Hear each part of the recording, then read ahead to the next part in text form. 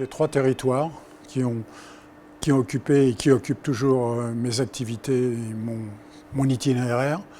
À savoir, le premier, c'est l'enseignement. J'étais professeur, je suis sorti de l'école normale supérieure de l'enseignement technique de Cachan, où j'étais par la suite agrégé.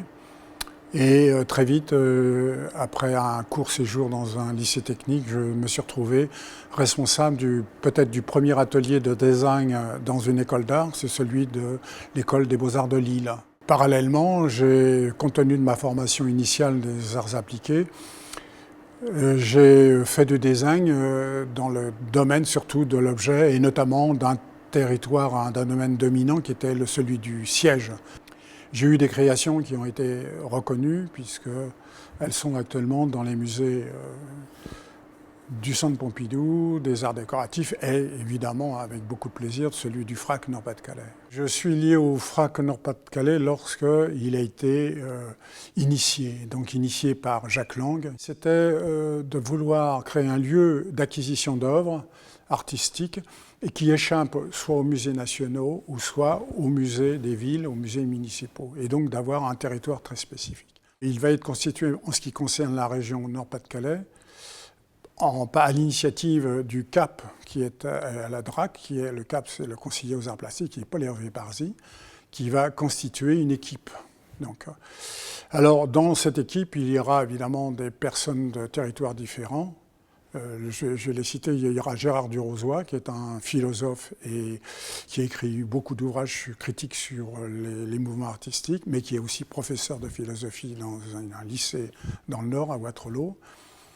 Il y aura Dominique Vieilleville, qui à ce moment-là est le directeur du musée, le conservateur du musée de Calais, de Cantel, mais qui fait des projets d'exposition d'art contemporain et qui par la suite évoluera à différents endroits pour terminer le conservateur du musée Rodin, qui est quand même une célébration magnifique. Il y aura Denis Zakharopoulos, qui est un journaliste qui va être conduit et invité par Yanout. Alors Yanout, grande figure du comité technique, personnage d'origine flamande, originaire de Gand, qui vient créer le SMAC que l'on connaît, musée sublime qui est à Gand. Le comité technique avait un rôle très important dans la mesure où il avait la responsabilité de faire des propositions. D'ailleurs, on pourra évaluer la richesse des FRAC en fonction des acquisitions qui ont été faites. Si je me souviens des pièces qu'on a acquises, il me semble qu'il y a des pièces d'une qualité emblématique qui resteront dans l'histoire à cette époque. La collection du design, c'était assez important, c'est que je ne sais plus si ça existe encore maintenant, on était obligé de faire des acquisitions d'artistes ou de designers à condition qu'ils soient encore vivants. On ne pouvait pas acheter des pièces d'artistes ou de designers déjà décédés. D'où le fait que je crois que je me suis précipité assez vite pour avoir IMS, qui était déjà à la fin de son existence. Mais il y a des pièces que je n'ai pas pu avoir. Alors, qu'est-ce que j'ai fait? J'ai surtout cherché ceux qui identifiaient le mieux les mouvements actuels, et donc il y a eu les Italiens. Si je prends un exemple, d'ailleurs, qui est dans la collection, c'est le Sacco. Le Sacco, fait par ces 3 designers italiens, est un objet que je considère comme emblématique de la conception et de l'espace et de l'habitation, dans la mesure où il introduit, le mou, et introduire une société qui va, je dirais, se vautrer, s'effondrer, alors qu'avant on se tenait dans des postures très rigides, va forcément être une révolution, d'autant plus qu'il a la richesse, non pas d'imposer sa forme, comme un siège impose sa forme au corps, c'est le corps qui va imposer la forme à l'objet. Sur le plan de la photo, les premiers artistes qu'on va avoir, alors curieusement, j'ai connu, de la même façon que je connais Michel Vandenécoute, Richard Calvar, qui est un photographe américain, qui est encore à l'agence Viva. Je connais son travail, je le trouve remarquable. Et coup de chance, il va passer après à l'agence Magnum, et il va devenir même directeur de l'agence Magnum. Et on a une série de ses photos dont certaines sont absolument magnifiques. J'ai souhaité faire cette exposition sur ce photographe qui est Michel Vandenécoute pour 2 raisons. Je crois que la première, c'est parce qu'il fait partie de la collection et que son œuvre est relativement très importante et qu'elle fait partie de cette génération qui ont été d'autres comme Calvar, Cartier-Bresson et autres, et que le privilège que j'ai eu, c'est de le connaître. Il m'a aidé. On a fait des sorties conjointement à Paris pour aller voir les galeries, pour les acquisitions de la collection du FRAC. Donc sa culture photographique était supérieure à la mienne, m'a aidé, m'a initié et à pouvoir faire des choix complexes, riches. Et c'est une des raisons pour lesquelles, lorsque j'avais rencontré il y a quelque temps Karen Dayton, que je lui ai dit, vous savez, ce serait bien qu'on fasse un hommage à Michel van den Eeckhout pour les deux raisons, la qualité de son œuvre, mais aussi une reconnaissance discrète, inconnue, qu'il a faite pour le FRAC.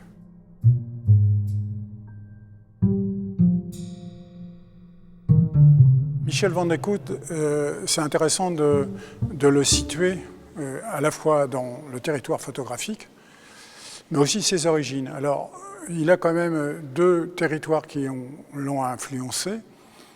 Il y en a même un troisième qui est celui de la sensibilité de ses origines flamandes, belges. Peut-être plus belge que flamande, je ne sais pas si je ferais une erreur en disant flamande. Mais il avait un père qui était professeur de sciences naturelles et qui en parlait beaucoup de l'univers des animaux et autres.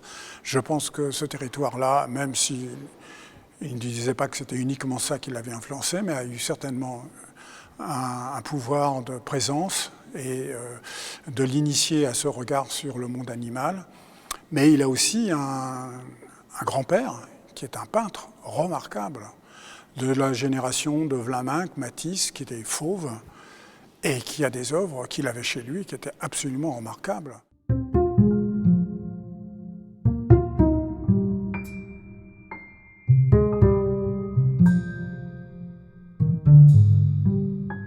Je serais tenté de dire, et on le verra certainement à travers les œuvres, c'est qu'il a une psychologie qui est à lui. Il est, comme je le disais tout à l'heure, un fils spirituel de tous ces artistes que la Belgique a produit, de ce surréalisme. C'est très difficile d'ailleurs de l'analyser, de la situer. C'était une question que vous posiez, peut-on arriver à définir? Moi, ça m'est très difficile de dire d'une façon extrêmement précise la psychologie, car c'est une énigme. Et il est comme ce qu'a été Magritte, ce qu'a été Broutars, qui ont été James Ensor, qui ont été De Cordier, par exemple, qui sont des artistes belges, et qui ont ce trouble dans le regard, ce déplacement de la pensée, très difficile à cerner. Est-ce que ça relève d'un surréalisme très spécifique? Mais c'est vrai qu'on est toujours dans une énigme face à l'image, où on est d'ailleurs, c'est en même temps la richesse, c'est nous-mêmes qui avons la possibilité de se l'approprier et lui donner son sens. En choisissant l'univers animal, il y a deux réflexions simples, dont la seconde est peut-être primaire. La première, c'est peut-être l'influence qu'il a eue, comme je le citais tout à l'heure, de l'univers qu'a pu lui transmettre sa fibre paternelle, bien qu'il comme je l'ai dit tout à l'heure, s'en défendait. Mais c'est la façon dont, faisant un parcours à travers dans zoologie, à travers le monde des eaux et des espaces de la captivité, déjà la présence, la prison de ces animaux, mais en même temps, quand on regarde toutes les photos, c'est l'humanité, c'est les hommes qui sont représentés. Et tout, il capte le moment où l'animal, où l'espace, et soit marque son enfermement, on le verra sur une photo d'ailleurs, ou comment elle se rapproche, elle nous interroge sur nos propres comportements, notre propre vécu intérieur, notre propre psychologie.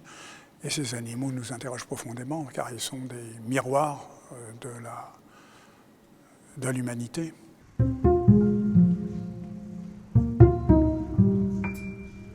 Cette photo, d'ailleurs, est une des photos les plus connues, disons, les plus emblématiques de l'œuvre de Michel Vandenieckhout, qui est déjà le sujet est très troublant dans la mesure où on a l'impression d'un corps humain avec un masque, et où on ne sait plus d'ailleurs où on passe de l'animal à l'humanité. Et alors ce que je trouve remarquable dedans, et c'est peut-être la partie la plus qui m'interroge et qui pose toute la question de son itinéraire, puisqu'il va faire tout un travail sur les animaux dans les zoos, c'est-à-dire qui sont dans des espaces fermés, en captivité, c'est les mains avec les doigts écrasés. Ce que l'on peut voir ici, vous voyez ici, dit tout, traduit, alors qu'on est comme s'il allait vers nous, l'animal, le doigt qui montre qu'il y a une vitre, et que donc cette vitre est un écran qui sépare le regardeur du regardé, et ce détail, c'est ce petit détail, en dehors de ce qu'on a pu dire avant sur l'énigme de cet animal troublant, mais ce petit détail, à mon avis, focalise complètement, on peut écrire un livre dessus, sur l'écrasement, la séparation, l'isolement et l'enfermement.